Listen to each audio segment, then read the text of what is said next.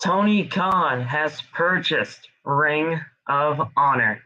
Tony Khan has the wrestling world on the tip of his finger, and he has it on notice with this major announcement of Ring of Honor being purchased by not only him but AEW.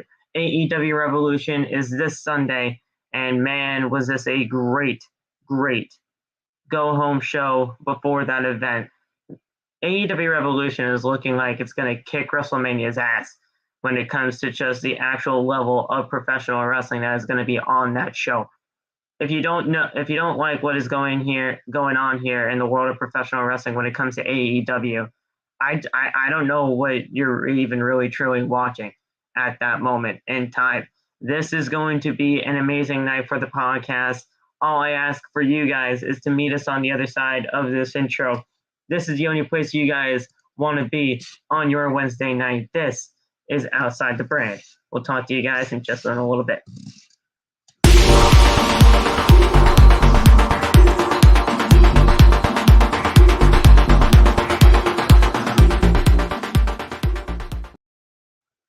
What is going on, guys? Thank you so much for joining us right here on Outside the Brand. This is your AEW Dynamite post show for March 2nd, 2022.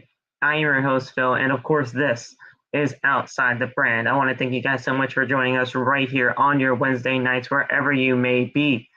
I am joined tonight by a man that he missed Dynamite because he was out. He was out with either friends or family, but you know what? That is okay. We're going to be laying it down all on him tonight. What happened on Dynamite tonight?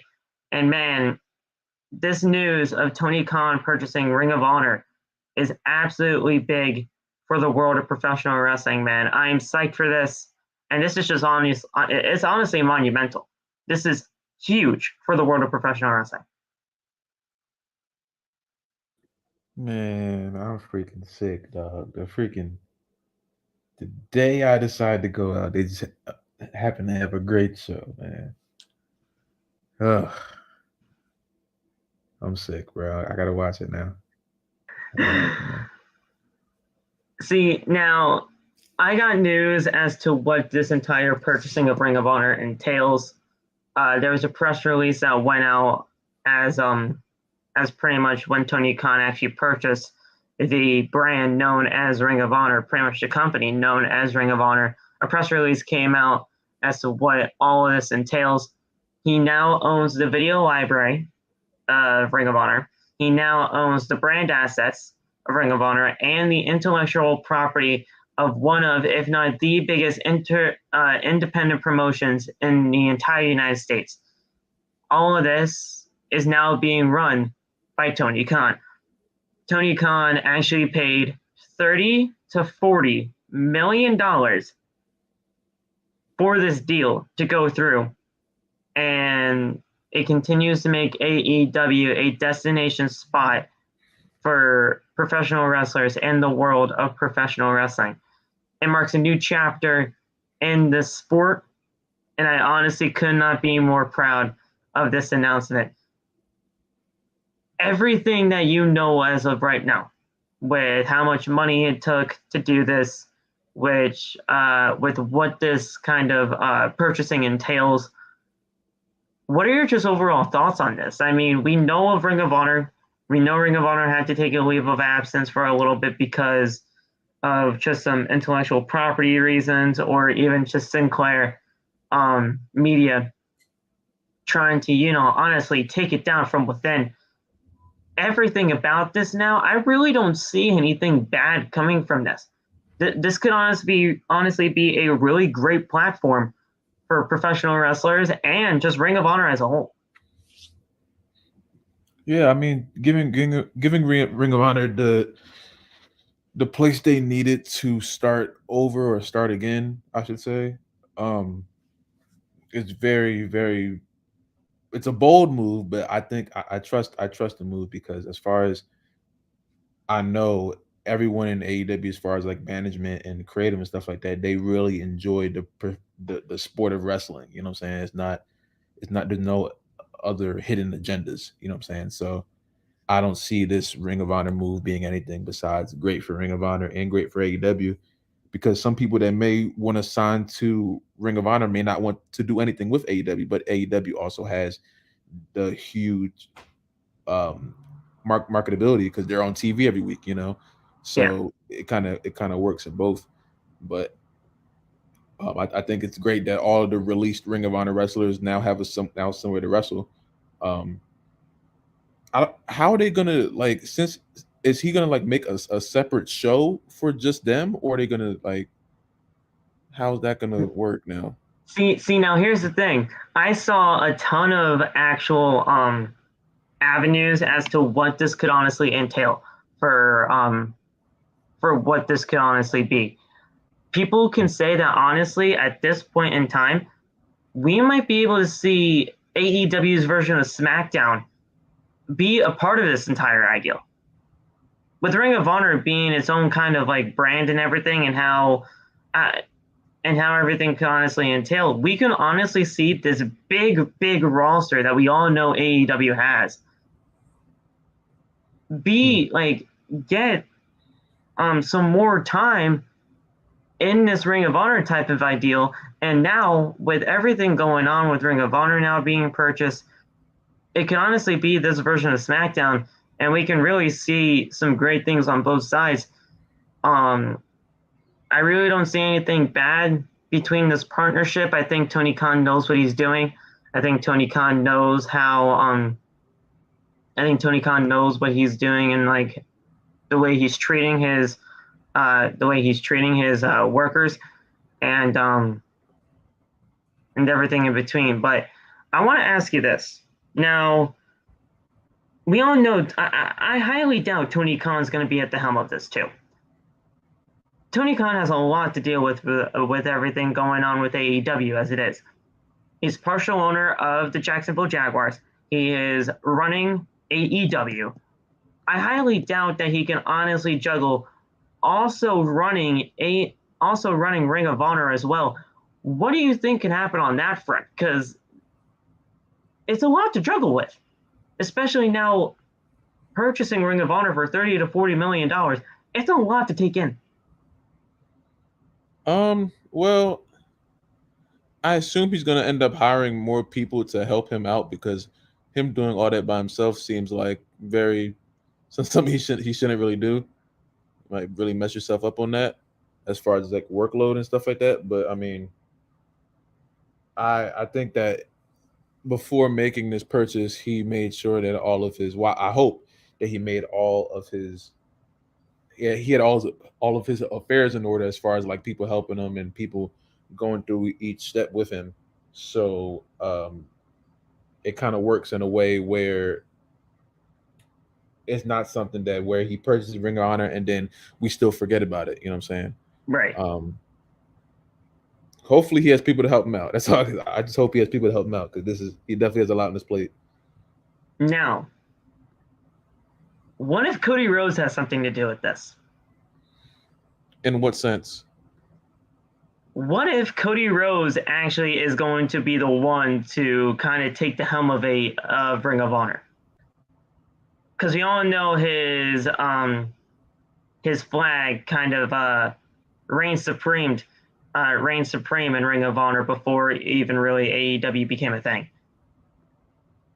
I mean, because I don't think Cody has anything to do with it, honestly. I don't see that. I feel like Cody and AEW, I feel like their break was a clean one, so they might be done. I don't really see him being too much of a part of this.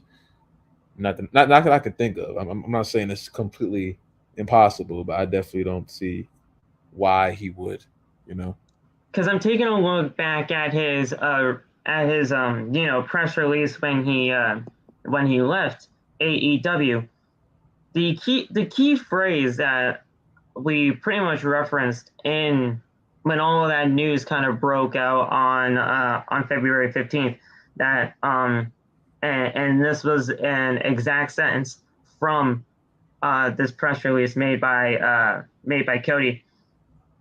he, as in Tony Khan, has taken the baton and run with it. And it's an honor for him. It's an honor to work with him and know him on a personal level. To taking the baton and running with it. We all know Cody Rhodes has been wanting some more creative control. When it came to like his character and how everything was going down in AEW, he wanted to show his vision of what he wanted to do. Tony Khan wanted to just take it from the fans' perspective and honestly just try to get things in order of that sense. Cody has always wanted creative control, and we all know Cody had an ego because of that, and maybe that could be a possible reason as to what happened here. But if Cody Rhodes was somehow going to be the one to lead this new version of Ring of Honor, like you said, it's not out of the realm of possibility, but who knows at this point what the heck Cody Rhodes is thinking. Cody Rhodes has honestly kind of went silent as of late, and we have no idea where his whereabouts are and what he's honestly going to do. So it was just a point of it was just a talking point is to say, it's not out of the realm of possibility that Cody Rhodes could possibly be at the helm of this, but we'll see where all of this takes place. Plus, with everything that he was going through with Ring of Honor before even AEW became a thing, it wasn't totally out of the realm of possibility. Now, regardless of whoever runs it or what have you, this is just a great thing for professional wrestling.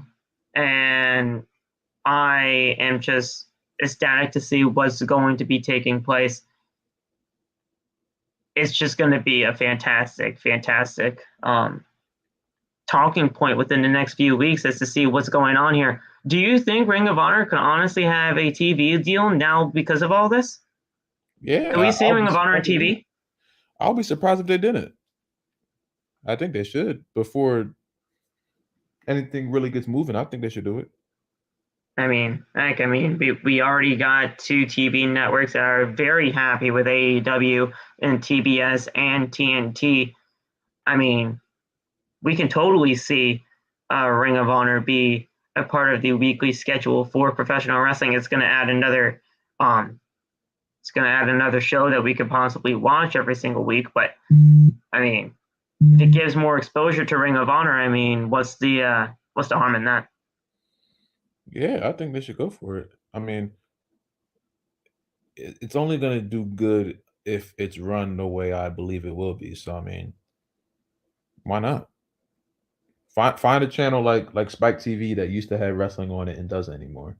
That's Don't true. put it on the channel like freaking Lifetime or some shit, because then no one's gonna watch it. I remember when Spike TV actually had professional wrestling. That's when TNA had it, right? Yeah. TNA had Spike TV. Yeah. And it was great. And it was great, yeah. But yeah, guys, Ring of Honor has now been purchased by Tony Khan and AEW for $30 to $40 million. It's an insane price, but at the end of the day, when you have the video library of Ring of Honor, when you have the intellectual property of one of the biggest independent promotions in all of the United States, and you honestly have just the branding assets of everything that's going on with Ring of Honor, this could be one of the biggest things in the world of professional wrestling. I feel like it's definitely going to be within this decade, maybe within the last decade or so. Like from 2012 to now, this is huge for the world of professional wrestling, and I couldn't be more proud of this, and I want to see what's going to happen. But as more news continues to escalate about this development, we will bring it to you as much as we possibly can. But guys, this is just a little bit of a taste of what we were going to be talking about here tonight. We had a great show for AEW Dynamite tonight. We didn't have that many wrestling matches for the show tonight, but the matches that we actually did have were pretty big, and they led into AEW Revolution that happens this Sunday very, very nicely. And I will talk about all of that and much more here on the post show for AEW Dynamite for March 2nd, 2022. But before we get into all of that, I want you guys to follow us all on social medias. All of the TikTok links are down in the description below. Follow me on Twitter and on Instagram at PhillyMatt_. Hit that subscribe button down below as we are on the road to 400 subscribers. Turn on the bell for all notifications. Make sure to hit that thumbs up button down below as well. Make sure to get this stream to 10 likes minimum on the show tonight. If you missed anything on the channel over this past week, you guys can go check that out. Monday Night Raw and Tuesday's Talk is right there for you guys to enjoy. Go get your t-shirts, bonfire.com, the exclusive home of Outside the Brand and its merchandise, where you guys can go get your t-shirts, hoodies, it's the merch, and you guys have for your coffee lovers out there, you got coffee mugs, and with this pandemic still being a thing, we got OTB face masks as well for you guys to protect yourself in this crazy environment that we are in. So, with all that being said, we will get right into the festivities of tonight's review. We will be off tomorrow, but I will still be live. Now, I am going to be joining a wrestling creator that we all know very well, Waf. You know him very well. I will be joining Narcolepsy Boy on his podcast. We're going to be doing a part 2 of a WWE draft that we are doing. Those draft episodes are always a lot of fun. Yeah. Depending on what brands are there and everything in between. I don't know who my partner is going to be. It could be the partner that I had from the last time, or I could have somebody new. We'll have to figure that out. But I will be live on Narcolepsy Boy 94's YouTube channel, so go check that out when that is happening. It's going to be happening after work, so you're not even going to have to worry about that until at least after 7 o'clock maybe. So you guys are going to have to want to watch that for sure, and see if I can get that dub, because man, that last episode was great, and it's going to be a lot of fun over there. So go check out Narco's YouTube channel for all of that and much more. We want to thank you guys so much for supporting us here on OTB. The continued support over the last few weeks have been absolutely tremendous, and we could not thank you guys enough. We could not do this without each and every single one of you. Thank you so much, and we will get right in to the AEW Dynamite post-show review for March 2nd, 2022. Let's get right into it, yeah. Siri, no, I don't want to talk to you. I want to talk about AEW Dynamite. We got a big show. It was such a good show tonight. And there's Kira Hogan. Hi, Kira. What's up, girl? Yes. AEW Dark legend and Kira Hogan right there. She's fantastic. But we had the big announcement to kick off the show. Tony Khan was in the ring with Tony Schiavone, and JR welcomed us to the show. He throws it to Tony Schiavone and Tony Khan in the ring. This is Tony Khan's second ever appearance on AEW Dynamite on screen. He has made it a point of reference ever since starting this company that he is not going to be an on-screen authority figure. And in the 3 years of AEW being a thing, he has only appeared on television, like in front of the TV screens for all of us, twice. This being the second time. I think that is phenomenal. The first time that he had to be on screen was obviously due to a totally different circumstance with the whole Brody Lee tribute show. But the fact that he has kept this promise for pretty much 3 years of not being an on-screen authority figure, I love that about him. I think that's honestly really admirable. Yeah, I mean, I once you told me that he made that promise to not come on TV, I thought that was interesting. You know what I'm saying? It's kind of rare to see like the main people in management go not want to be on TV. Um, but it's cool. I mean, I think he has a long way to go as far as like his mic skills. I was watching him talk and he seemed like he was like so excited, Yeah, and I was like, he gets so excited that he honestly can't contain himself. yeah, It's cool to see him just so hyped up about things, but there's definitely a kind of process to be out there. yeah. I mean, I would be excited if I had something to announce like that too, honestly. So I can't really blame him for that. But Yeah. Um, but yeah, I mean, everything that he was talking about, it kind of just led into this announcement of him purchasing Ring of Honor. Um, they threw it to Khan and Shivani, and Tony Khan thanks everybody for being here. Khan says that this is the biggest week in the company's history, and he has a huge announcement. Khan says uh, that they started AEW 3 years ago, out that out outside into that parking lot, pretty much insinuating the whole ring of the whole AEW like press conference that they did all like those 3 years ago in 2019 to pretty much hype up the All In pay per view that everything was going on for that. So he did that, and 17 years before AEW was even a thing, Ring of Honor started up, and he has been a fan of Ring of Honor, and he has become the new owner of Ring of Honor. Khan says that Christopher Daniels is an AEW superstar and a Ring of Honor original.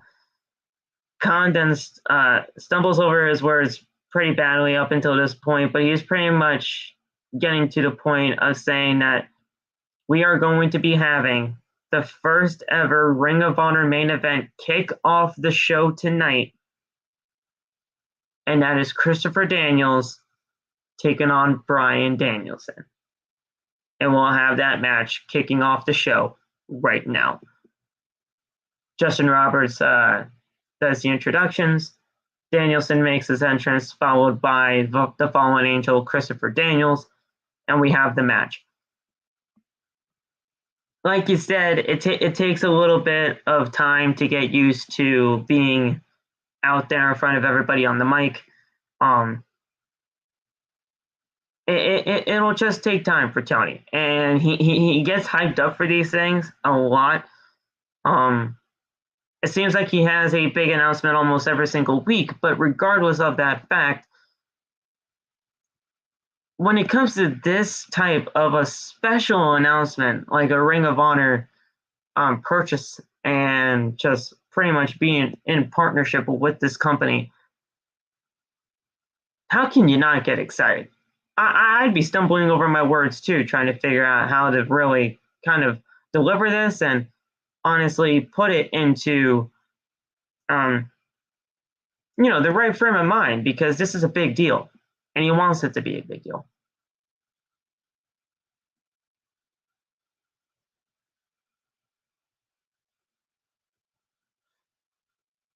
So I think with all of that, it's with that being a big deal in itself, I think he's I'll give him a pass on the actual stumbling over his words for a little yeah, bit for I, sure. I would definitely take him being overly excited than seeming like, oh, guess what I did. You know what I'm saying? Like it seemed like Just he didn't even yeah, care. So hey, by the way, I just purchased Ring of Honor, and then just leaves it at that, and then he just leaves and goes to the back like nah, what did he say? He just um, casually walks off. just leaves. Um, But the fact that we got the first ever Ring of Honor main event kicking off the show, which happened over 20 years ago, may I add, Yeah. that's just insane to me. I just loved that we kicked it off here with that tonight, and just honestly really gave the proper um the proper dedication that all of this deserved. So I loved it. Bryan Danielson and Christopher Daniels killed it, and they did this in such a great way too. Because once all the introductions were done and over with, they legitimately started it off like a Ring of Honor match. And if you've seen Ring of Honor before, you know every single time two people are in the ring at Ring of Honor, you meet in the middle of the ring and you do the Code of Honor handshake. You shake hands, you back up, and then you start the match when the referee rings the bell. They did that. They did the Code of Honor handshake to pretty much signify how everything has just been going through, with these two being kind of cornerstones of that company. I thought that was just a great touch, honestly. So I love that. Yeah, man. I mean, it's just I wish I watched this match. I'm trying still to watch this match. I can't find it, but I'm gonna find it. I just want to see. You're gonna find it.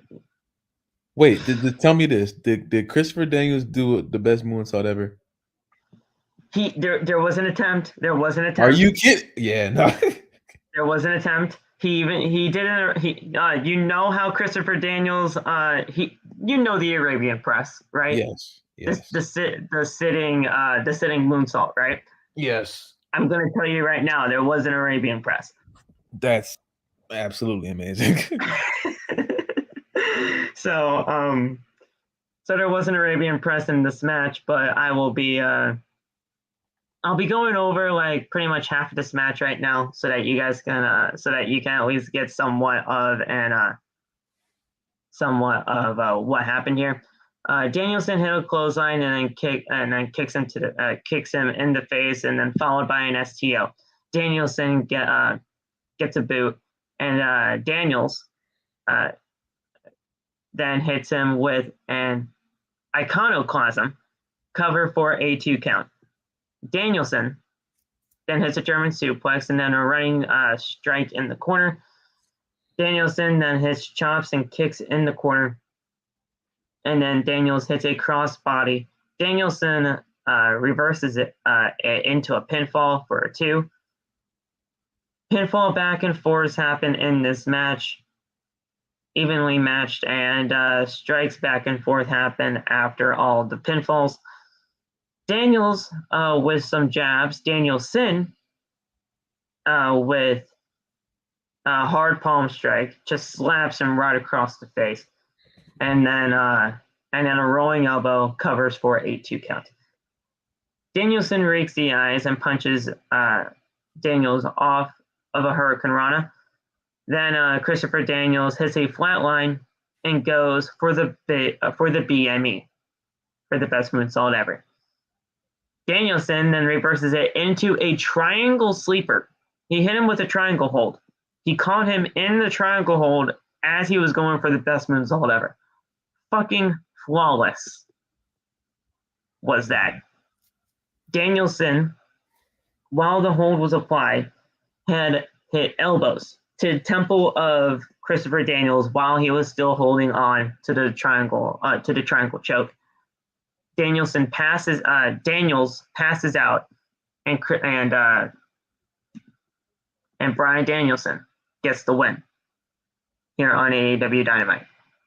It was a great finish. We saw an Arabian press, which I haven't seen in fucking forever. We saw the BME. We tried to see the BME, but it got countered, but it's okay. Hey, at least we still saw it, and it was beautiful. Everything about this match was fucking great, and it totally had Ring of Honor type vibes within that landscape. This was great. After the match, Danielson got on the mic and says 20 years ago, he was a part of the first Ring of Honor show. with Daniels. Daniels and him were in the main event. They started matches with a handshake, and they ended matches with a handshake, which is the code of honor. Danielson shakes Daniels' hand, but he was still laid out at this point, so he was just grabbing his hand and just shaking it with a limp arm. He's great. Danielson then he shakes a hand while he's still laid out. Danielson says, "Listen, I'm no longer a part of Ring of Honor. It's time to kick somebody's head in." He grabs both arms of Daniels, and he starts kicking Daniels' head in. He stomps the head of Daniels, and then Danielson shouts for Moxley and says that Revolution, he will have his head stomped in as well. Jon Moxley's music hits, and he walks out from the crowd of Daly's place. Moxley then says that he sees Danielson is better than ever, and he is more violent than ever. But there are two paths that he can walk. You can think you think he'll get his head kicked in, but that isn't going to happen. He will walk another path. He will walk through Danielson, and he will beat Bryan Danielson at Revolution. The story of Jon Moxley is the beginning. It's just the beginning, and he will write the first chapter on this Sunday in blood. If you want to prove him wrong, take your shot. Danielson drops the mic and squares up with Moxley before leaving the ring. Moxley and Danielson is going to be a fucking war at Revolution. Yes. We're going to see, it's going to be a bloodbath, and I can't wait for it. Blood. Everything about this was fantastic. The Ring of Honor aspect of everything here. Danielson and Moxley having a war of words before their match at Revolution.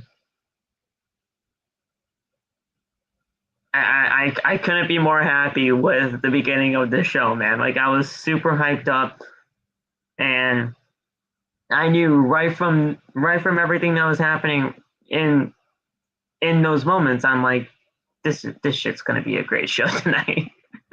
Like, I was so happy. You got, like, dude, it's serious. You have to watch this show. You have to watch this show. I'm so mad that I missed the first 5. I will watch it. I will. Bryan Danielson is doing the best work of his career, by the way. I just want to say that. Bar none. Because what the hell? Bar none. Easily. He's holding up like 85% of my AEW interest right now. He's freaking amazing. Easily the best work of his entire career for me right now. He's amazing. And that's saying a lot with the Yes Movement. That's saying a lot. Yeah. But man, like the way Bryan Danielson has been portrayed here in AEW, just the way he's being presented to us, it's been absolutely flawless. Yeah. I don't have a single problem with the way he's being used. At all. Like, I honestly just don't have a problem with it at all. Sting and Darby Allin are backstage, and Sting says that he will says there will be fines and suspensions for anybody who gets involved in their match on Sunday. I don't know how he really knows that, but it happens. Darby said, "Huh? How does he know? What? Like I said, I don't know how he really knows that suspensions and fines will happen, but it stings. So I'll allow it. Darby says that he won't that won't be a problem. They will steal the show because there is nobody more psychotic than us. There is a big match happening on Rampage. It probably just concluded. Well, no, it concluded probably about 45 minutes ago. The triple threat that I've been talking about for the TNT Championship. Darby, Darby, Sammy, and Andrade. That's happening on Rampage. They made that announcement. There's a triple threat for the TNT Championship that's happening on Rampage.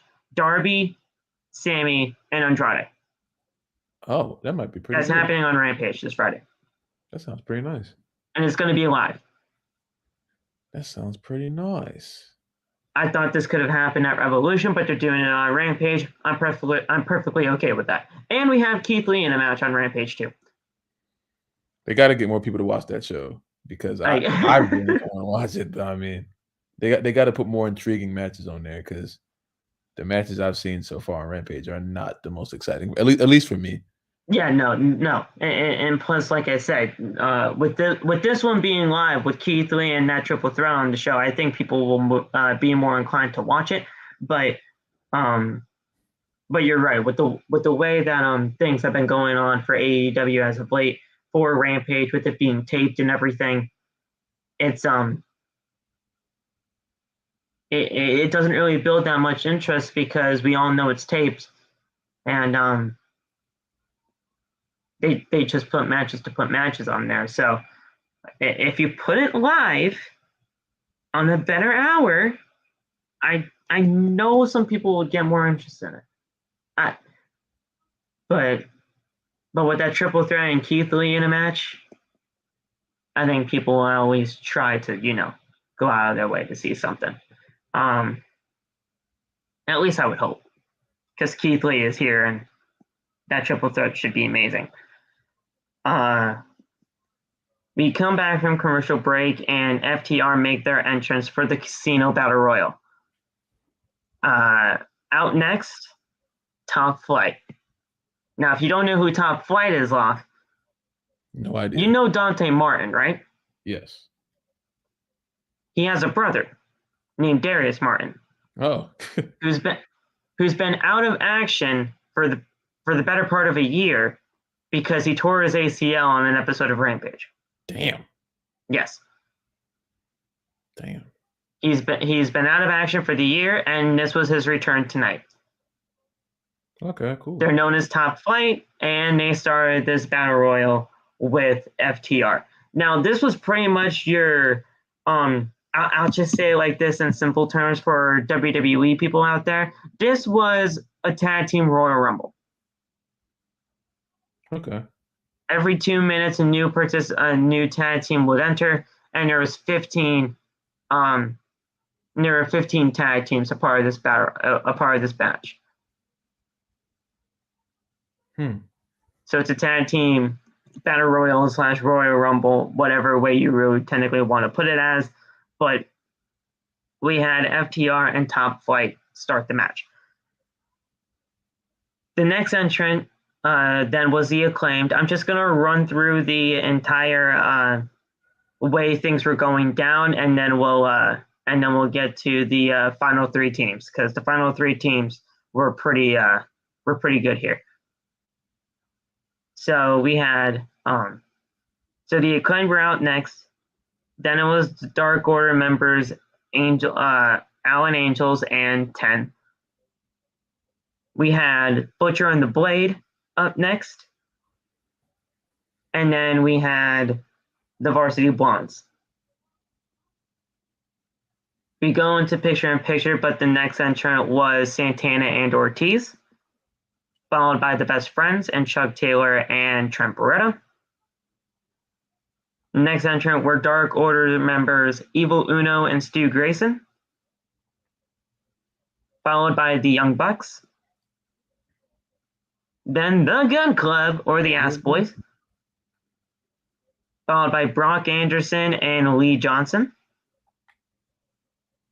followed by 2.0. And then finally, the final three of this match were the Young Bucks. Well, the final three tag teams, I'll say, were FTR, Top Flight, and the Young Bucks. Those were the final three in this match. The final three participants in this match were both members of the Young Bucks and Darius Martin. the man that's just returned. Okay. Martin tries to fight off both Bucks, but they get the better of him. Martin with a flying forearm and Nick with kicks in the midsection. Martin with a springboard back elbow, then a C4. Martin then clotheslines Nick over the top rope, but Cutler catches him.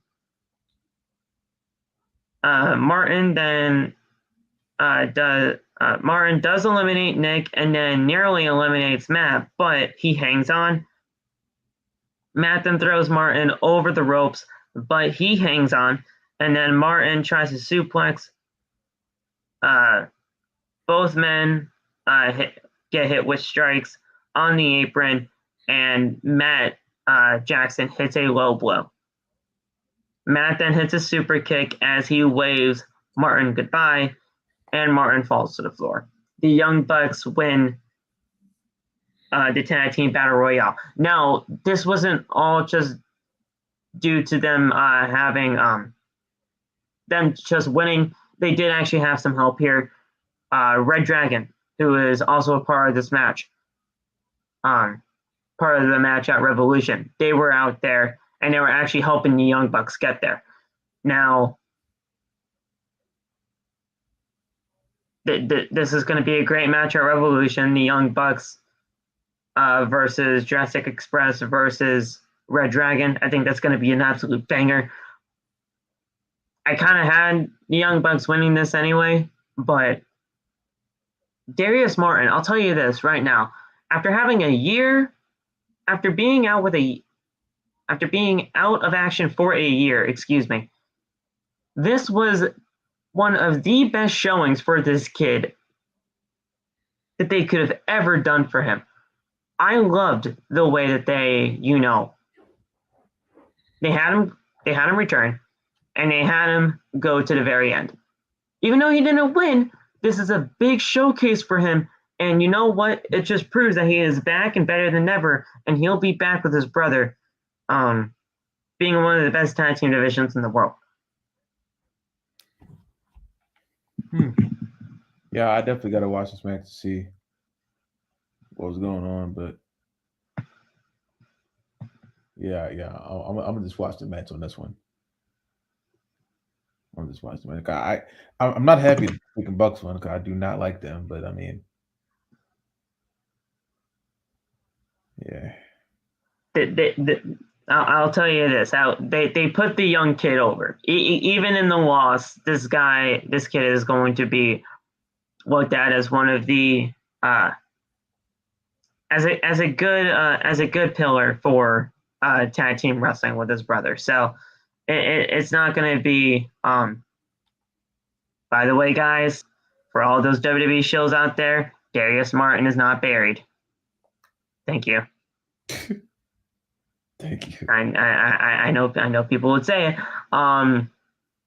After a commercial break, we had Chris Jericho backstage.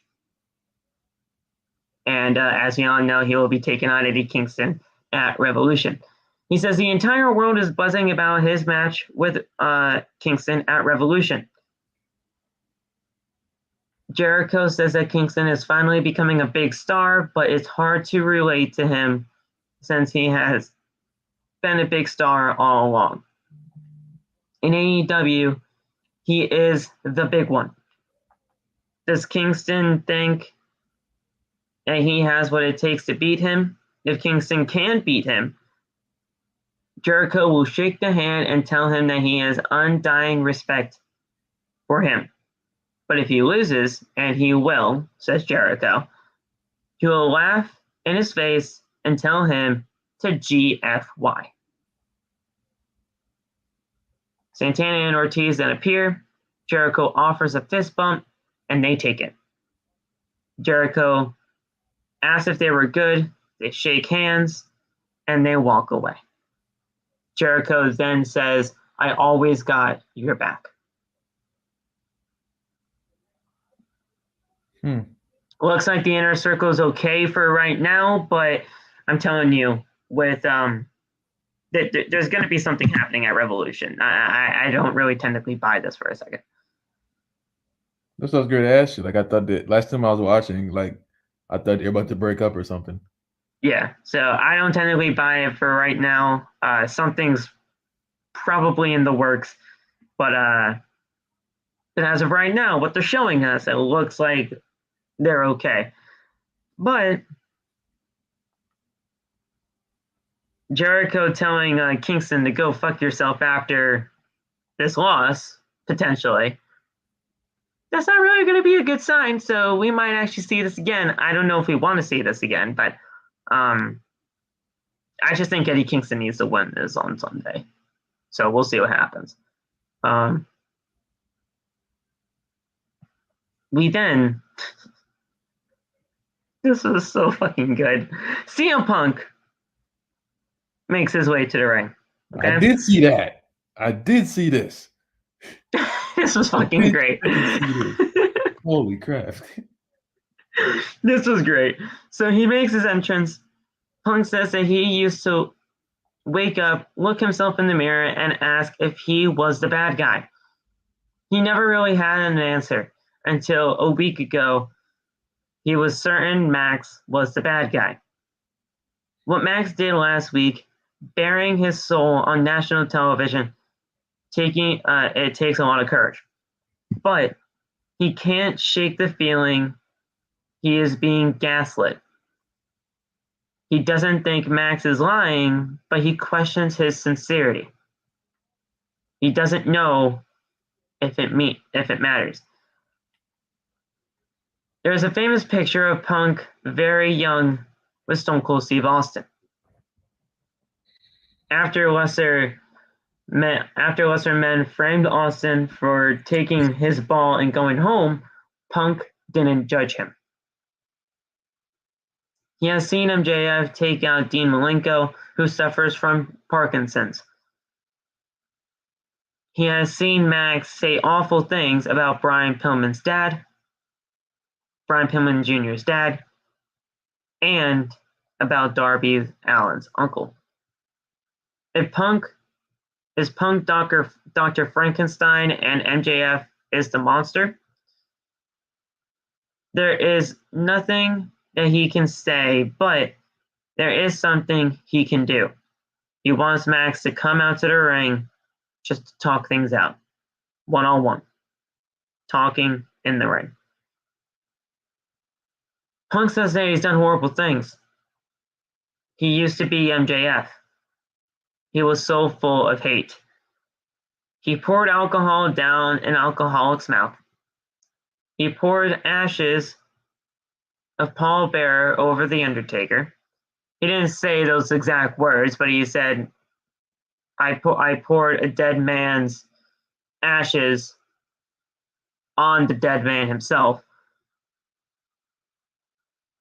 MJF's hate will eat him up.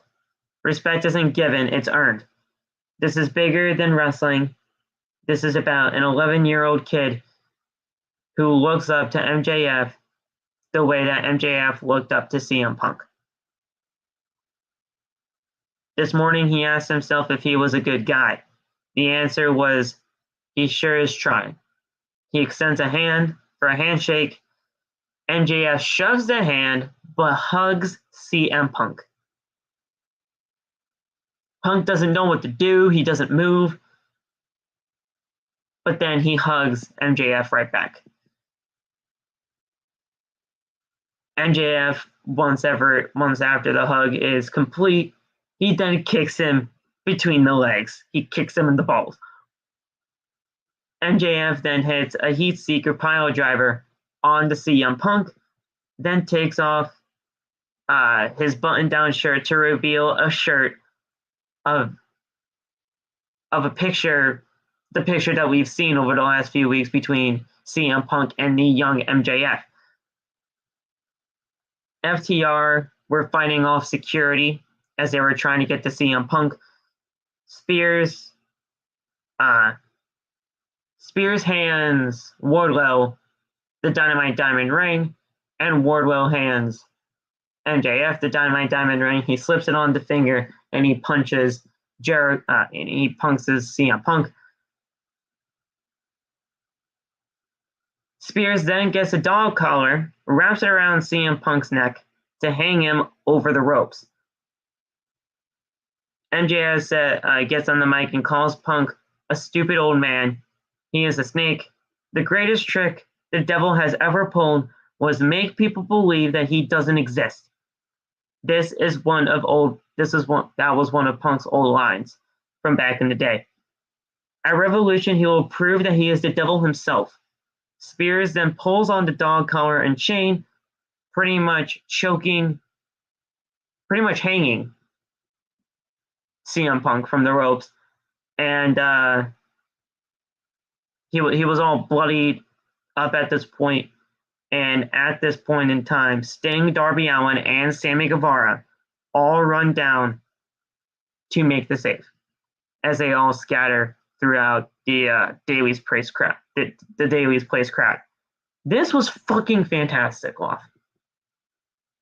From top to bottom, this was great.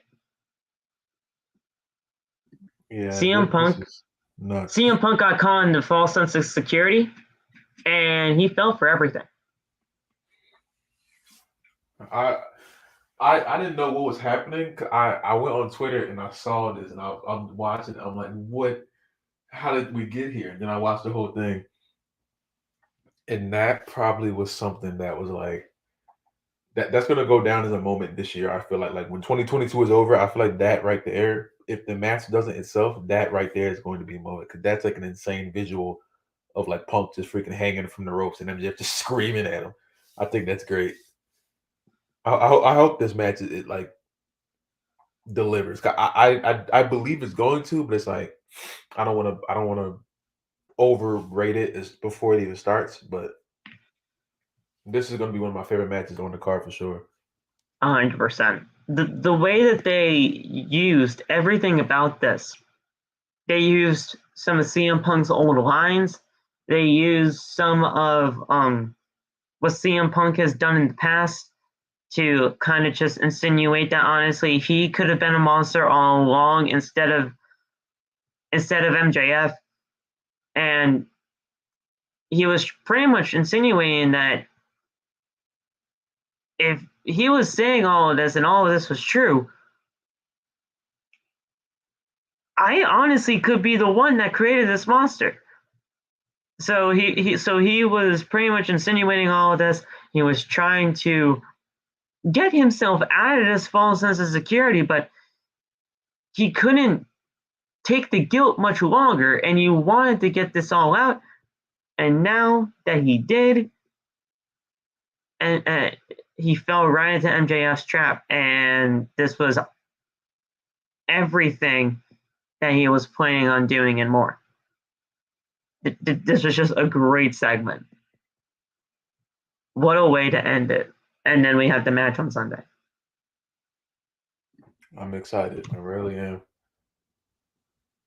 Man.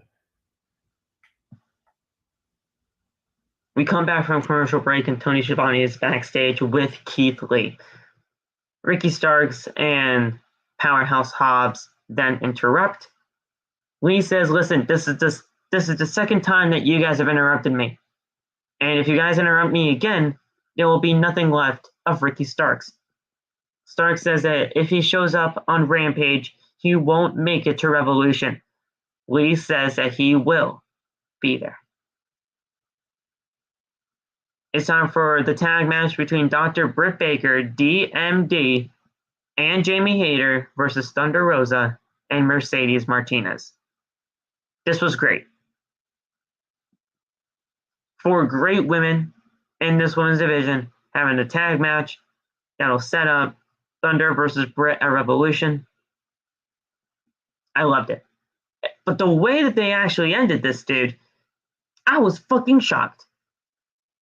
Yeah, I heard about that. That's interesting. Rosa hit a death. Are we going through with that? Like, it happened. So, I mean, she pinned the champion. So, yeah, I mean, like, I don't know. So here's how everything went down. Rosa tags in and stares down at Britt Baker. Rosa just slaps her across the face. then forearms back and forth between the two ladies.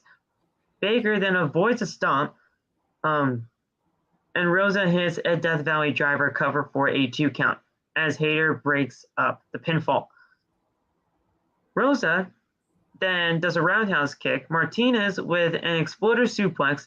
Rosa hits a Fire Thunder driver on Britt Baker, and she pins the champion. Very interesting way to do this.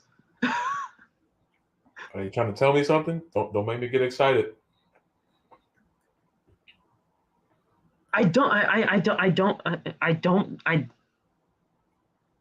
want to say it because it's just WWE logic. Yeah. And I don't want it to. Listen, if Britt wins on Sunday, I'll be okay with it. But at the end of the day, you have to have Thunder Rosa. Thunder Rosa has to be the one to beat Britt Baker. She has to be. So if you're going to extend this to Double or Nothing, that's fine. But do it in a way that'll actually at least make her look strong. I don't know. This is just a very interesting way to go about this. Wait, where's Revolution being shown? Like, is it a pay-per-view? Like, what? Revolution is a pay-per-view. All right. You can find it either on your pay-per-view provider, BR Live, or you know the other reason that we always talk about in the group chat. I can't say it on YouTube, but you know that other. I have no recollection of these words, Phil. I don't know what you're speaking about. Here, the website that people use. No, I know what you're saying, but I'm not. Yeah. You didn't catch on. Yeah, I didn't catch on, but I just said that. I can't say that, but yeah. But yeah. But you could, but those are the 3 avenues. But it is a pay-per-view. If you have Britt win, I'm okay with it. But I just feel like Thunder has to be the one, right? I hope so. I mean, I would hope so too, but I don't know. Thunder beat Britt tonight. I really, really, really hope so. Thunder beat Britt tonight. It was just a very interesting way to go about things. I loved the match. The match was great. I was just shocked that Britt lost. I hope they don't go to World Wrestling Entertainment direction with this. The challenger wins. We obviously know the challenger is not winning at the pay-per-view. I hope that's not the case. I mean, if she doesn't win at Revolution, just make it look better than what we think it's going to be. I don't want to wait anymore. I'm tired of this. Yeah. Now I'm saying Double or Nothing could be the bigger stage for it, and I understand that, but I just feel like it's Thunder's time. I just feel like it's Thunder's time. But we'll see what happens. We'll be watching regardless, and it's going to be a great match. Yeah. Marvez is with Tay Conti, and Anna Jay. Conti has accepted Cargill's open challenge for the TBS Championship that'll happen at AEW Revolution.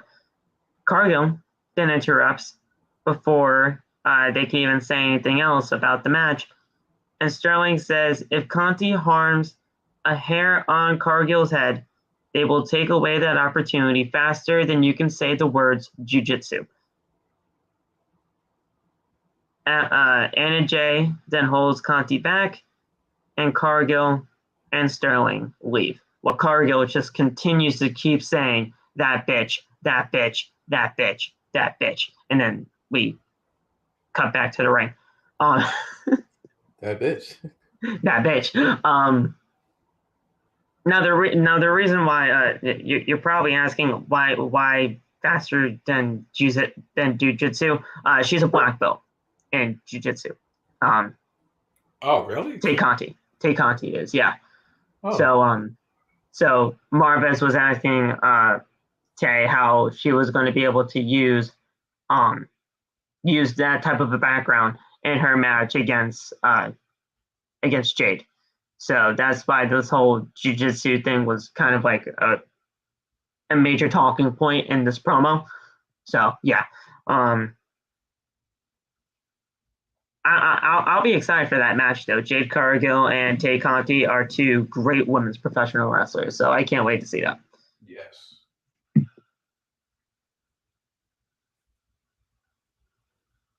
We got, after a picture-in-picture break with Sammy Guevara and his flashcards, we have a video package of Chris Statlander and Layla Hirsch. That is actually going to be a buy-in match for the pay-per-view. Okay. The buy-in, as we all know, is pretty much like their version of the pre-show. We have two matches on the AEW Revolution pre-show. Chris Statlander versus Layla Hirsch. And man, our boy Hook is going to be on the AEW Revolution post-show, pre-show. Hook versus QT Marshall. QT Marshall's going to get his ass whooped. Yes. Why is he? Why? Why? Hook versus QT Marshall along with Chris Statlander and Layla Hirsch will be on the pre-show for AEW Revolution. And that you can find on YouTube. I would definitely be there to watch Hookie whoop his ass. So that you can find on YouTube. We then have a match between Wardlow and Cezar Bononi. Who the hell? I'll send you a picture of Cezar in a bit. He was actually a part of NXT, and really? he was cut in 2020 due to the pandemic. Oh, okay. So he's actually in a stable known as the Wingmen, with Dolph Ziggler's brother, J.D. Drake. I don't know if you know J.D. Drake or not. No. And Peter Avalon, who I don't even know. You nope. Probably don't even know who Peter Avalon is either. Nope. But you know Dolph Ziggler's brother, right? I know of him, yeah. Okay. So he's in a stable with them known as the Wingmen. They're pretty much all pretty boys, and they're trying to get women. That's pretty much their shtick. Wow. It's pretty much like Dolph Ziggler 4.0 and all of that combined. Cool. They're jobbers, so you really don't have to worry about them. But yeah, Wardlow kicked his ass. Bononi gets some strikes in early, but Wardlow hits the power bomb, and then he hits two more power bombs, and then 1, 2, 3. And that was it. 3 power bombs after some strikes from Bononi, and that was it. Wow. Spears then tries to attack Bononi with a steel chair, but Wardlow grabs the back of the steel chair as he was swinging back. He grabs it, chucks it out of the ring, and he does a very, very stern face-to-face stare down with Shawn Spears. Shawn Spears came and looked Wardlow in the eye as he backs away and he leaves Daily's place. So last week on Rampage, Spears was pretty much insinuating that the Powerbomb Symphony is not over. That's obviously not the case if you heard the reaction tonight. And pretty much at the end of all of this, Wardlow's just going to be fed up, and he's just going to take it out on anybody that he can, even if it's Shawn Spears. So we'll definitely see what happens, as he is a part of that Face of the Revolution ladder match. Interesting. And there is going to be a segment later on in the show. Actually, no, it happens after the commercial break, actually. that will bleed into everything that'll happen in this Face of the Revolution ladder match. So we will talk about that in just a little second. After the commercial break, we had the House of Black speak in just a dark room, and this was Malachi Black, Brody King, and Buddy Matthews all talking in this promo. This was great. Everybody had their chance to say something. Buddy Matthews sounded great. He looked great. And him just being a part of this House of Black, he fits it so well, bro. And just the way that that Buddy Matthews and Malachi Black have just had their partnerships in the past, this just fits like a glove. It's perfect. I'm excited for him. I'm excited to see where the stable goes because I don't know if they have any real direction right now, but I hope with Buddy Matthews it'll actually give him direction. Yeah, that's my one thing. Most of the stables that I like them for what I feel the direction can be. So we'll see what happens as far as that goes. We cut back with Alex Marvez as he is with Wardlow and Shawn Spears. Spears says that he still loves Wardlow like a brother, but but he says that, listen, we did not like what was going down in that ring, so I'm going to bring in my accountability buddy to help me out on this. MJF then comes on into the frame, and he says that, listen, if Wardlow wins this Face of the Revolution ladder match, and he wins the TNT Championship, due to his contract, he will have to give up the TNT Championship and hand it over to MJF. It's not like he will win anyway, but Wardlow,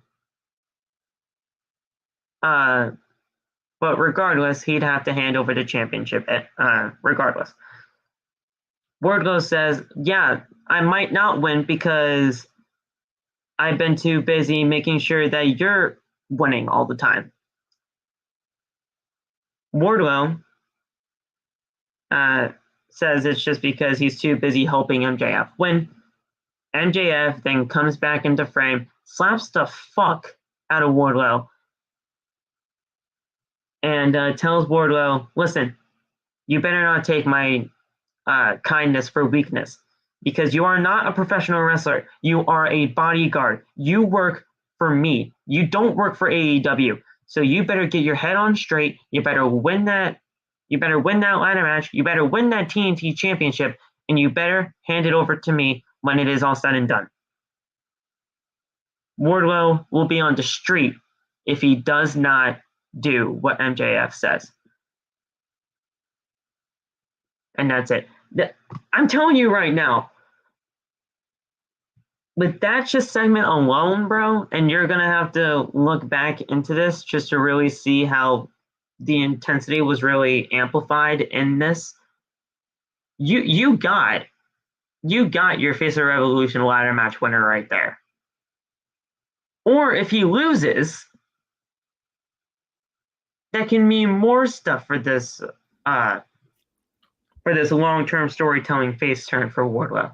This is going to be great regardless, whether he wins or loses that match, because it's going to be great storytelling between Wardlow and MJF. They're really drawing this out, huh? Like his face turn. They're drawing it out.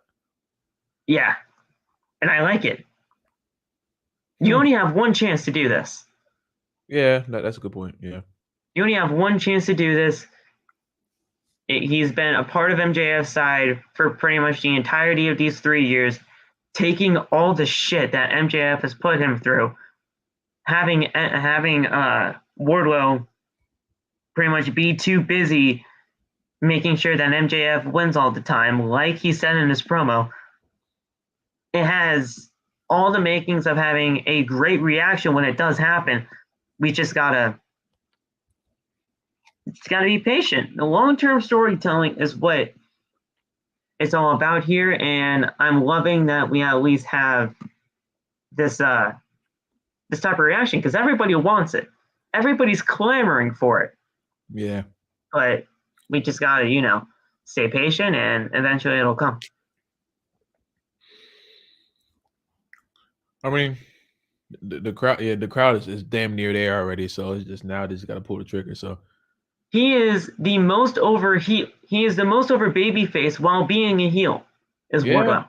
yeah, surprisingly, He's getting babyface reaction as a heel. And yeah, sure, that could be all because of the Powerbomb Symphony, but people also can see that he's just being treated terribly by MJF. So how can you not kind of have a little bit of sympathy towards Wardlow when all of this is said and done? yeah. Because he's just going to fucking snap at any point.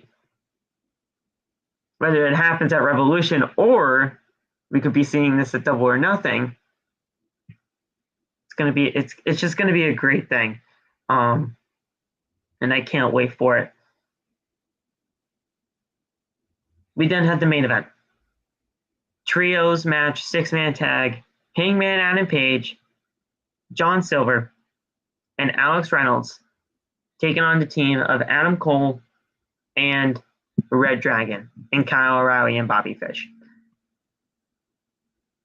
This was a great match, like it always probably was going to be. They were mentioning some Ring of Honor stuff within this match because we all know Adam Cole and Hangman Adam Page were kind of how do I even say this? Cornerstones of Ring of Honor in their respective times. We even saw these two go at it in the ring one-on-one at times. But the final sequence of this match entailed as this. Page with a lariat, Cole tags in. Page goes face-to-face with Adam Cole. Right hands back and forth, all 6 men then come into the ring and as they brawl. Fish with an elbow, Fish with a back elbow, Silver with a leg lariat, kicks to Adam Cole. Cole then hits a neck breaker, and Page hits a huge lariat to Cole. Looked like the buckshot lariat, but he didn't flip over the ropes. It was just a massive lariat that kind of flipped Adam Cole inside out. Cole hits an enziguri, and then Reynolds tags in. Cole with a pump kick, Reynolds with a high knee, running boot into the corner afterwards. Cole then hits a super kick, and then he hits the last shot, or the boom, as they call it in AEW, for the win. And Adam Cole and Red Dragon pick up the win as Dynamite goes off the air. But here's the thing. They pinned Alex Reynolds here. So, obviously, we're not going to be able... You should not pin the AEW World Champion, which I like. They at least did the right decision by not having Hangman get pinned here. Adam Cole did pick up the win here, with all of this being said. But just your thoughts on how everything's going to go down. What are your thoughts on just this entire match in general, between Hangman and Page and Adam Cole? I know you're excited because Hangman and Page is one of your favorites. But yes, this is going to be an insane match for the world title. Adam Cole is undefeated in this company. But this is really a big title defense for Hangman and Page. This is going to be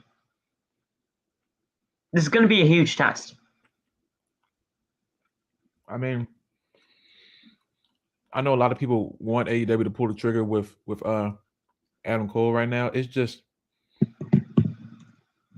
I feel like there's more for Hangman to do as champion because I still feel like he hasn't gotten his fair shake. I think he might be one of those superstars the way I feel Seth Rollins is, just better with the chase instead of actually winning the belt. Because okay, as much as I agree with that. You know, as much as he's my favorite, like one of my favorites on the show, is just like it's very underwhelming him being champion. I remember when he became champion, I was so excited, and then it's just like blah now. You know what I'm saying? And I hate that. See. Now this is the thing. This is the thing about just professional wrestling fans in general, and I'm not saying this about you. I'm pretty much saying this about everybody. We had a long-term storybook ending with Hangman Adam Page winning the AEW World Championship from Kenny Omega. Mm-hmm. This was a year-long story that culminated from Full Gear to Full Gear. Okay? Yeah. And we wanted it so bad. Hangman Adam Page needs to beat Kenny Omega. He needs to beat Kenny Omega for the World Championship because of everything that's been going down. With them being tag team champions, with the pretty much with them kicking Hangman out of the Elite, and pretty much his spiral downwards all the way up to finally winning the World Championship. We wanted it so bad. And then we get it. And then we turn on it. It happens every time. Yeah. It happens every time. And like I keep saying, I said this on Outside the Brand yesterday when Anthony and I were talking about it. This is nothing in the fault of Hangman. No fault should be on Hangman's shoulders for this. This is just what happens. It's not his fault.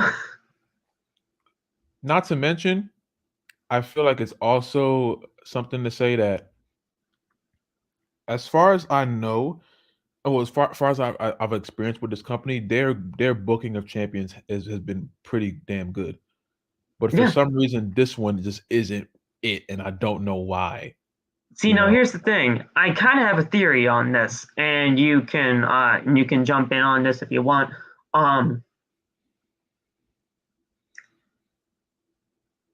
What's another big rivalry that's been going on right now in AEW that we kind of just legitimately talked about? Do you mean CM Punk and MJF? Yes. Okay. This rivalry has been going on for many weeks. This is culminating in a dog collar match, and honestly, this feud has taken precedence over as one of, if not the biggest feud going on in AEW right now. Yeah. The AEW World Championship has taken a backseat to CM Punk and MJF, and yes, that is a bad thing, because the World Championship should always mean something, should always be kind of like your most important thing on the show. But when you have a big story that has gone to this length of what CM Punk and MJF has done, everything else is going to look inferior. Yeah, I feel that. People are looking to have MJF and CM Punk be the main event of Revolution just based on how big this story has gone alone. It should be. I mean, I would put Hangman's match as the opener, honestly. You put it as the opener. Okay. I would. That's interesting. Because I don't think there's that much attention on it, even though there should be. I just think that Punk and MJF will do a much better job at doing a main event caliber match. Now, this isn't a certain thing like WrestleMania where it's like night 1 and night 2. We got one shot to do this. Right. So if you have one shot to make a main event, you get the biggest feud out there and you throw them out there and say, go. And that is CM Punk and MJF. Exactly. Yeah. So if you tell me to trust two people to say go out there and go, I'm telling Punk and MJF to go out there and go. Go out there and kill it. Like, we all know they can. Yeah. Now we got a ton of matches here on this card, and really there was really only 2 matches that people were talking about that could be the main event, and that is the World Championship match and this dog collar match. Now, I understand people would just go by the assumption of, obviously, the World Championship should always go on last because it is the biggest championship in the entire company. But let's be real, and let's take this into WWE standards real quick. What's the taking away the actual champions right now? All right. Mm-hmm. Just knowing just the lineage of every single championship, especially the world titles in WWE. What is the biggest belt in WWE? Universal Championship. Taking away the champions. The WWE Championship has the biggest lineage of it being over 50 years. Oh, okay. Of it being 50 years. Yeah. Right? Okay. Yeah. And what has been taking a back seat for over the course of the years that the Universal Championship has been a thing, regardless of whoever the champion is. Okay, I see what you're saying now. Okay. The Universal Championship has always been in the main event before the WWE Championship every single time. Yeah. Especially regardless of the championships up until this point, it feels like the Universal Championship is the biggest belt in this company, besides the WWE Championship, which has over a 50-year lineage. Mm-hmm. Now, when it comes to everything in AEW, yeah, sure. The AEW World Championship is the biggest belt in this company, and it should be treated as such. But when you have a match that is as big as CM Punk and MJF, especially in a dog collar match compared to a normal one-on-one singles contest. Yeah. You kind of see where I'm going here. Mm-hmm. So it's kind of like in that sense. So that's kind of where I was just kind of aligned with that. And sense. people can agree or disagree if they want to. And that's perfectly okay here. But I was just saying, in the grand scheme of things, in WWE terms, the Universal Championship seems like the biggest belt in all of all of the WWE, when the WWE Championship has over a 50-year lineage, and it seems like it's been taking a back seat over these past few years since the Universal title's been a thing.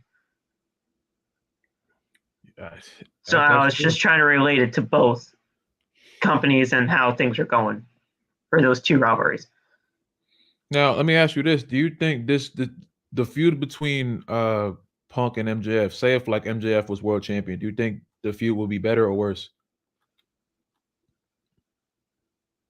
Honestly, a feud between CM Punk and MJF, especially with the way things have been going on, it does not need a championship. The championship would honestly feel inferior if this championship was on the line in this match.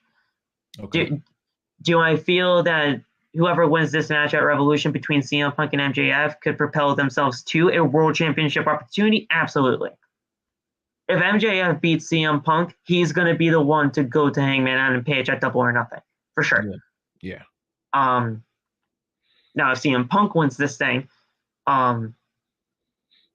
he can be in contention for a world championship. But honestly, with the way CM Punk is kind of like just came into this company, would you be shocked if he just never touched a world championship in this company?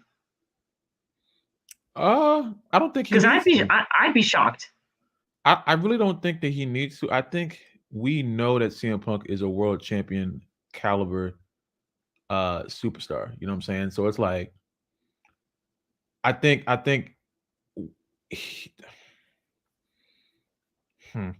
Could you see him hold a world championship in AEW?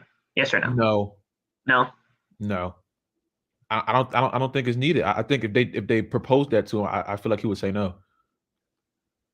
Because I don't think there's any point in him having a belt when I just feel like he's there to be like the grizzled vet to like be there. You know what I'm saying? I don't think him being world champion is something that we need in 2022, considering that he had a large amount of time where he was the biggest champion in the world. You know what I'm saying? Yeah.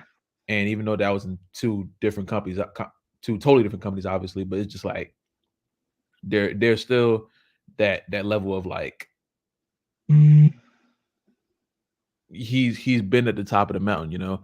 And the way AEW is run, I feel like they're always built on the future. So exactly. As great as CM Punk is, I don't think he is the future. He's the now. Right. And I think CM Punk knows he's the now. you know. Now if CM Punk turned around and won the championship, would I be mad? No. CM Punk's great. But if it came down to me picking CM Punk or MJF, I'm gonna pick the future, and that is MJF. So that's just the reality of it to me. I agree with you 100%. I feel like CM Punk would have the guts to say no to it too, because he knows what he's here for. He picked Darby Allin to be his first match in over 7 years because he wants to showcase the future of this company. He wants to prove that he's here. He's here to help AEW grow, and he's here to showcase this young talent and what they can do. But if CM Punk was presented an opportunity by Tony Khan saying, "All right, it's going to be you versus Hangman Adam Page for the AEW World Championship at Double or Nothing, and you're going to go over," I would feel like CM Punk would have the guts to say, "Listen, no, this does not make sense. I'm here to help these people out. If Hangman Adam Page and I fight for the AEW World Championship at Double or Nothing, that's fine. But think of the actual momentum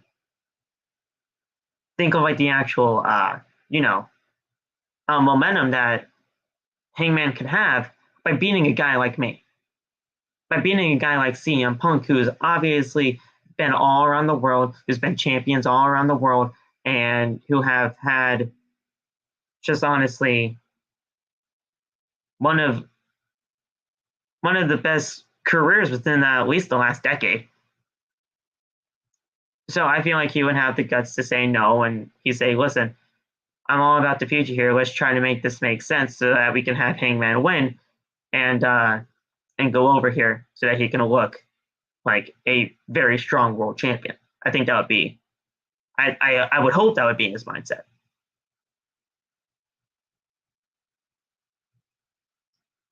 So, yeah. Now, hold up. On the let me see a way to say this. On the subject of CM Punk still, and assuming that Jeff Hardy signs with AEW, okay, would you be mad if they revisited that feud? I wouldn't, but you have to touch that in a very sensitive sense. Sensitive sense.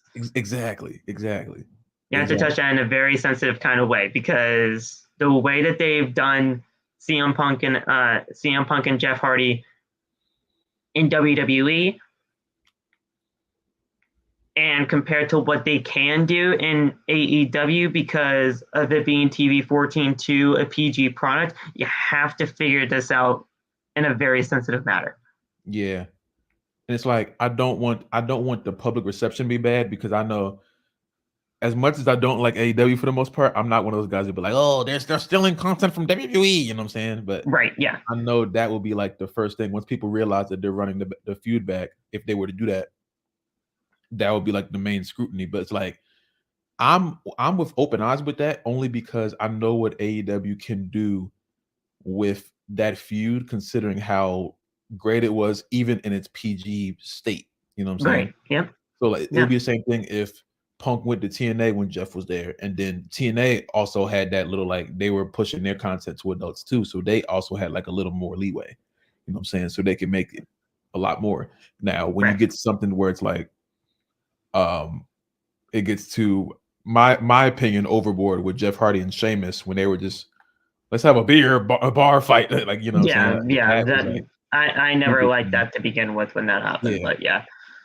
But I mean, I just, where Jeff is in his career and where CM Punk is in his career, I just feel like, if not a feud or a match, just like an interaction, just acknowledging where they came from, and where we just were, like, what's that, 2022, 2009, better part of 18 years ago, you know?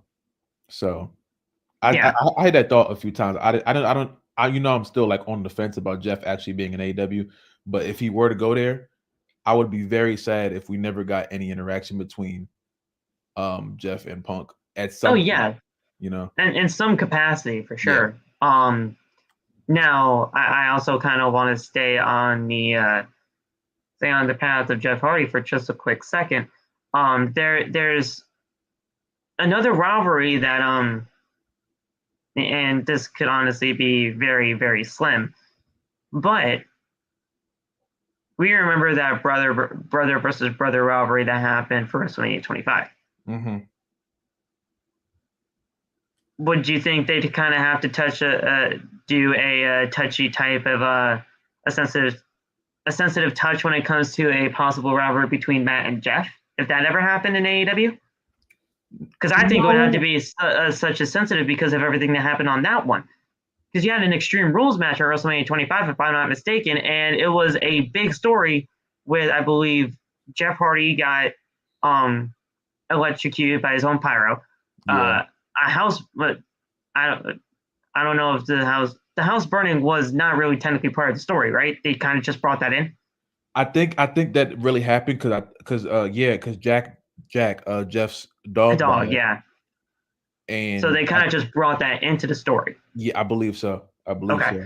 So with all that being said, would you have to touch that in a very sensitive matter too, because of everything that happened with that, or nah? Because that was kind of just story for story. I don't want them to touch Jeff versus Matt at all in AEW because. Thank you. Yeah, that's what I was kind of going for too. I think number one, I think Jeff and Matt are at a point in their careers where they want to be together until the end. You know what I'm saying? Yeah, exactly. If they're going to, if Jeff is going to AEW, he's teaming with Matt Hardy. There's no rivalry there. Yeah, and if you have like that feud is so unique because both of them were in two different points in their careers. Like Matt was doing the whole ECW championship. He was fighting the mid card, and Jeff was the most popular freaking person in the world, So it's just like now you have Jeff, who is still popular. He's not the most popular he was in 2008, obviously, but he still is an extreme draw. And Matt finally finding his own. You know what I'm saying? Because I think he like treaded water a lot in WWE because he just couldn't find his own thing. And thankful for Impact and of course Matt for finding the whole Broken Hardy thing. Because if he didn't find that, I don't know where Matt would be as far as like wrestling. Because I think that was like he was always that one step away, just finding that character that was meant for him. So seeing that he kind of found that right now, I don't think there's any need for a scenario in which like you have them ever colliding. You know what I'm saying? I was like you can do the whole brothers collide because brothers fight, siblings fight. You could do that, but a whole long drawn out feud with like Matt being jealous of Matt doesn't have anything to be jealous of Jeff for anymore. Especially now, yeah. Yeah, they're both kind of at the same point in their careers. So it would just be that would be a scenario to where it looks like they're just stealing from WWE if you want to go that route. True, yeah. But they don't need to do that at all. I was just bringing up as a talking point. That's all. Yeah, I mean, it's you can. The only scenario in which you can do that is if Jeff comes to AEW in a way that like Matt doesn't like he just interjects himself in a match and Matt's like, hey, what are you doing? You can do that, but like a whole long drawn out feud like in 2000, what was that, 2009, 2008? I think 2009. Yeah, 2009 was WrestleMania 25, so yeah. Yeah. You don't have to do that again at all. To answer your question, Josh, has CM Punk ever been in TNA? He has, but it was only for like a year. It was like from 2003 to 2004.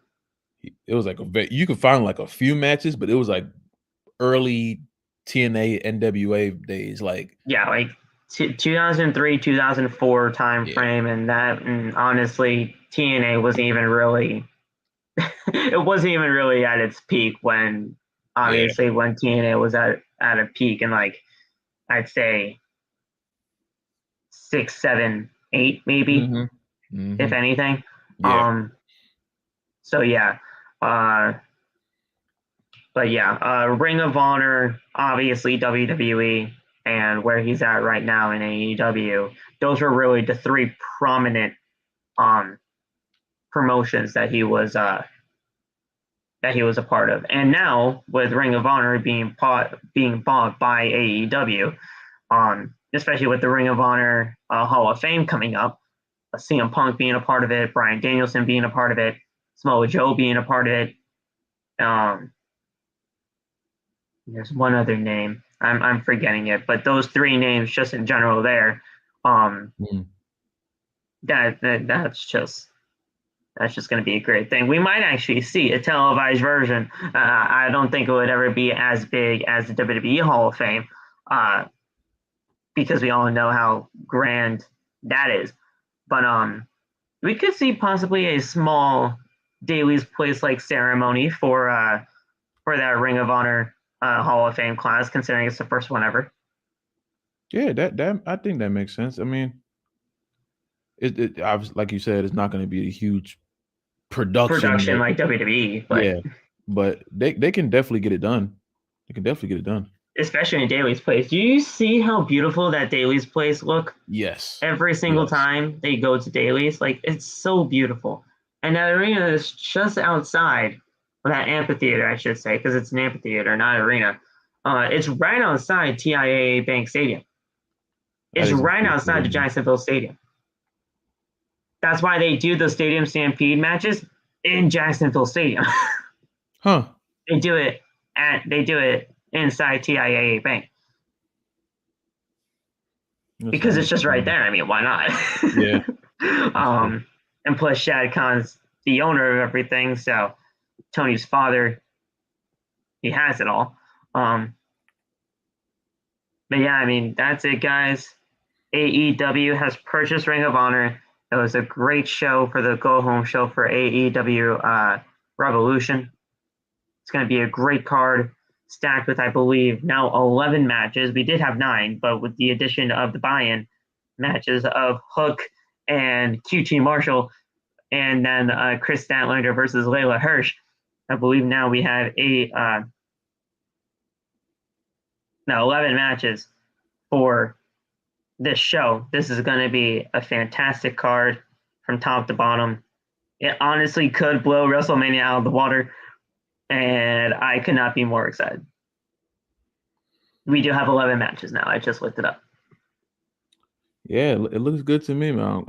I don't know if I'll be able to stream it, but from what I can, can you buy it on PlayStation Store? Yes, you can.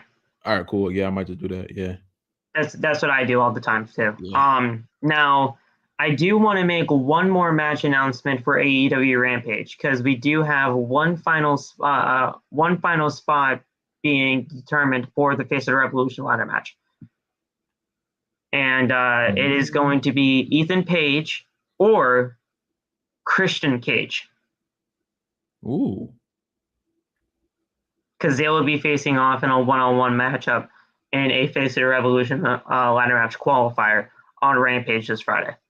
Ethan Page versus Christian Cage for a spot. And then we still have one more to be determined. Okay. But considering Rampage is the final show before Revolution, with one spot still being determined, that's a Joker spot, bro. We can either see a return or a debut. I'm just letting you know. Interesting. Very interesting. For me, that's obviously got to be Christian winning that, right? He has ladder match experience. I think so. Plus, that would just give more of the whole. This isn't R-Truth conspiracy or Sami Zayn conspiracy, but we all know Dan Lambert and Men of the Year have been having this kind of conspiracy against Tony Khan and the way he's kind of been running things. So it'll just kind of add more to that. Plus a Christian Cage in a ladder match. I mean, come on. Lewis would just go insane as it is, knowing that Christian could be in a pay-per-view, but still. But then we have that one final spot, so that could be the Joker, and we can see a debut happen. Just want to let you know in case you're like, all right, now somebody else is going to be coming in. Who is it? But yeah, it happens usually all the time when it comes to these Face of the Revolution ladder matches. The last one actually was Ethan Page. Oh damn. Okay. Ethan Page was the Joker in the Face of the Revolution ladder match from last year. So so he signed with AEW at that Face of the Revolution ladder match where I believe if I'm not mistaken, Scorpio Sky won that last year. Scorpio Sky. Scorpio Sky, and we all know Ethan Page and Scorpio Sky have the partnership that they do now. So it all kind of he's Scorpio Sky. He defeated Cody Rhodes, Ethan Page, Lance Archer, Max Caster, and Pentagon Jr. in that ladder match. And it was a great ladder match as well. Oh yeah, because a Revolution last year, that was also the exploding barbed wire match. Oh god. Yeah. But yeah, that Face of Revolution ladder match is great. We get that final spot between Ethan Page and Christian Cage, and then the Joker for that ladder match. It's going to be great. But we got a lot more to look forward to for AEW Revolution. We'll talk about it on Saturday as we do our full-length Revolution 2022 predictions, and then Sunday's the pay-per-view. So we'll be off tomorrow, but Friday for Friday Night SmackDown and Rampage, Saturday for the predictions, and then Sunday for the review. That's our lineup for the next couple of days. Cool. So that's it, guys. We'll talk to you guys very soon. What if Christian brought back his just close your eye? Oh man! Imagine if we just heard the just close your eyes theme. That would be pretty nice. At Revolution, that would be insane. Nice. Or the one from TNA, the old Christian. I freaking love that one. Christian. That was great. Man, that would be great. You'll be there, Josh. You'll be where? I think he means Revolution? Here. Does he mean here or Revolution? Are you being here in Revolution or here during the rest of the schedule? Either way, it would be great. But where? Yeah, I mean, heck, if you're going to Revolution, that's fantastic. I know somebody that was actually on at Dynamite tonight. Really? Yeah. Shoot, who the heck is it? It's an OTB supporter from TikTok. Okay. I'll get his name to you later, but he'll be here. Here for us. Okay. Well, thank you. As always, you've always just been here regardless. We're probably gonna have to look back into this chat because I do see some comments here or just some random stuff here that should not be in this chat. So we'll take care of that off stream. Yeah. But yeah, this was a great show, guys. Thank you so much for being here. We love that you were here. Like, comment, subscribe for more great content like this here on OTB. You have anything else to plug off before we get out of here? Because we got, now, considering it's the 3rd, we got 5 more days, man. 5 more days. You have anything else to say about what's happening in that 5th day? Hey, man. It's gonna be a big gamble. It's gonna be a big day.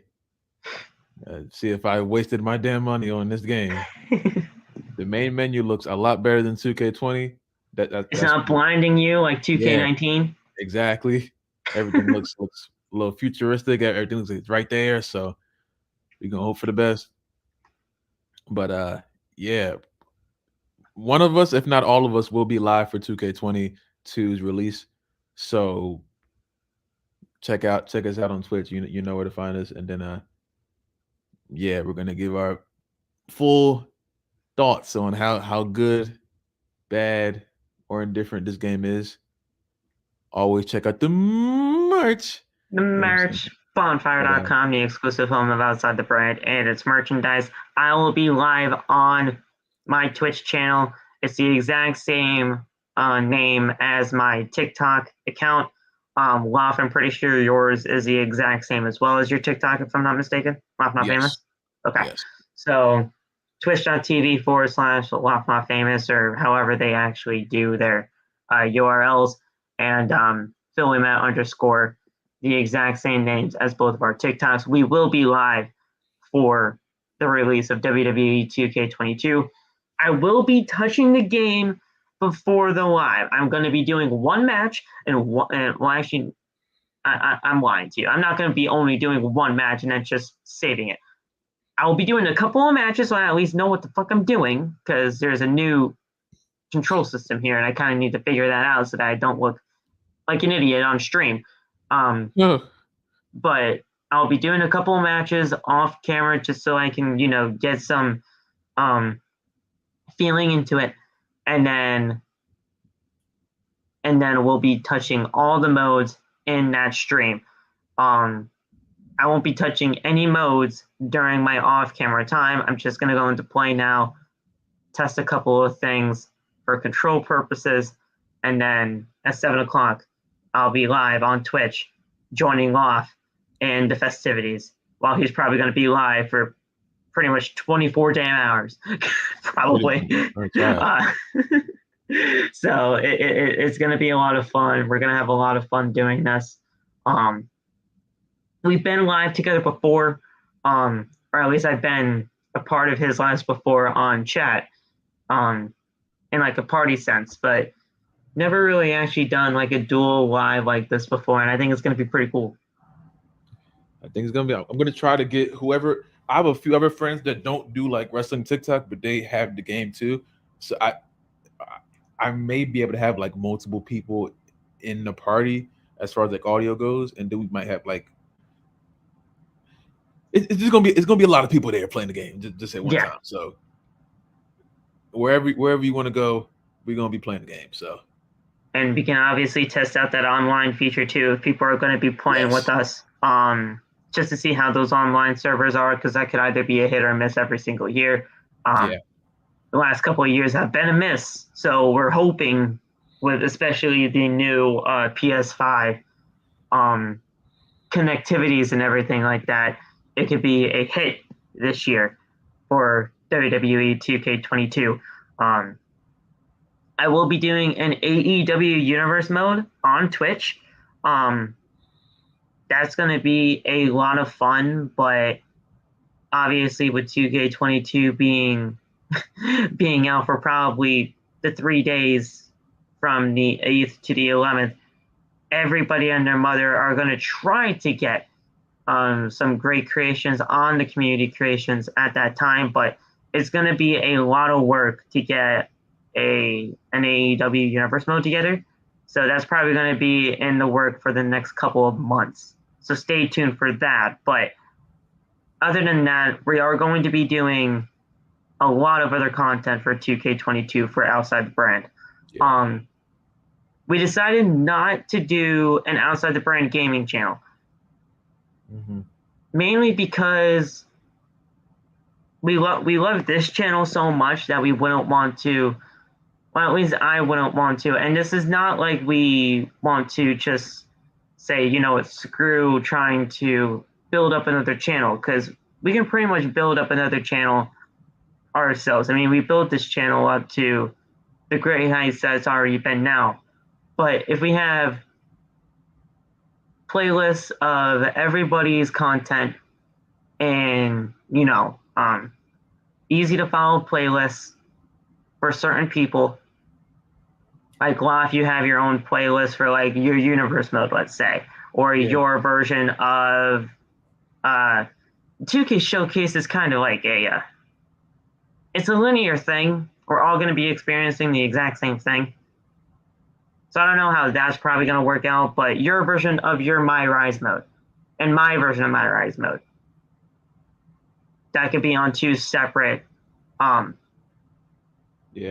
playlists or something like that, or your version of universe mode versus mine, something of that nature. We'll have that for you guys. We're still trying to work out the kinks, obviously, but if we have gaming content here on this channel, we can only open us up more to other avenues. So that's the only reason why I thought an OTB gaming channel was probably not going to be the best move. I feel that. But we'll see everything. We'll get the kinks worked out, and everything in between. But thank you guys so much for joining us. I know this has been a long-winded outro, but we did kind of want to give you guys some updates when it comes to 2K22 because we're less than a week away at this point, and it's kind of a big talking point within the community. So thank you guys so much. Like, subscribe, share, all that good stuff. Go buy the merch on bonfire.com. Follow us on all social medias, and we'll talk to you guys in the next episode of Outside the Brand on Friday night. Take care. Have a good night. We the ones.